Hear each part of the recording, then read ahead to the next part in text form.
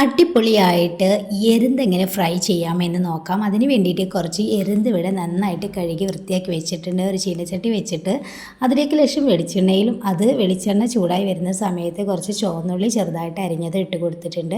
എന്നിട്ട് അതിലേക്ക് ലേശം അരി വറുത്ത് പൊടിച്ചതും തേങ്ങ ചെറുകിയിട്ട് അതൊന്ന് പൊടിച്ചെടുത്തതുമാണ്. എന്നിട്ട് ഇതാ നമ്മളെ എരുന്ത് കഴുകിയത് വെളിച്ചെണ്ണയിലേക്ക് ഇട്ട് കൊടുക്കുക. ശേഷം പാകത്തിനുള്ള ഉപ്പ് ചേർത്ത് കൊടുക്കുകയാണെങ്കിൽ എരുന്തിൽ കുറച്ച് ഉപ്പ് ഉണ്ടാകും, പാകത്തിന് മാത്രം ഇട്ട് കൊടുക്കുക. അപ്പോൾ അത് നന്നായി തിളച്ച് വന്നിട്ടുണ്ട്. ആ സമയത്ത് നമ്മൾ അരി വറുത്ത് പൊടിച്ചത്, നമ്മളെ സാധാ ചോറ് വെക്കുന്ന അരി വറുത്ത് പൊടിച്ചതാണ് കേട്ടോ. എന്നിട്ട് അത് ചേർത്ത് കൊടുക്കുക, നല്ല ടേസ്റ്റാണ്. അതിനുശേഷം നമ്മൾ തേങ്ങ ചിരകിയിട്ട് അതൊന്ന് ഒതുക്കിയെടുക്കുകയാണ്. ശേഷം ചുവന്നുള്ളിയും പച്ചമുളകും ചേർത്തിട്ട് ഒന്ന് ഒതുക്കിയെടുക്കുക. എന്നിട്ട് അതും കൂടി ഒന്ന് ഇതിലേക്ക് ആഡ് ചെയ്ത് കൊടുക്കുക. വളരെ ടേസ്റ്റി ആയിട്ട് ഇതുവരെ ആരും ഉണ്ടാക്കിയിട്ടില്ലെങ്കിൽ ഒന്ന് ട്രൈ ചെയ്ത് നോക്കണേ. ഭയങ്കര ടേസ്റ്റാണ്. ചോറ് കഴിക്കാൻ വേറൊന്നും ആവശ്യമില്ല. അവസാനം കുറച്ച് കറിവേപ്പില ആഡ് ചെയ്ത് കൊടുക്കുക. എത്രത്തോളം കറിവേപ്പില ഇടാൻ പറ്റുമോ അത്രത്തോളം ഇട്ടോളൂ. നല്ല ടേസ്റ്റുമാണ്, നല്ല ഭംഗിയുമാണ്. അപ്പോൾ ഇതൊന്ന് ട്രൈ ചെയ്ത് ഫീഡ്ബാക്ക് അറിയിക്കുക. സബ്സ്ക്രൈബ് ചെയ്യുക, ലൈക്ക് ചെയ്യുക. Okay, thank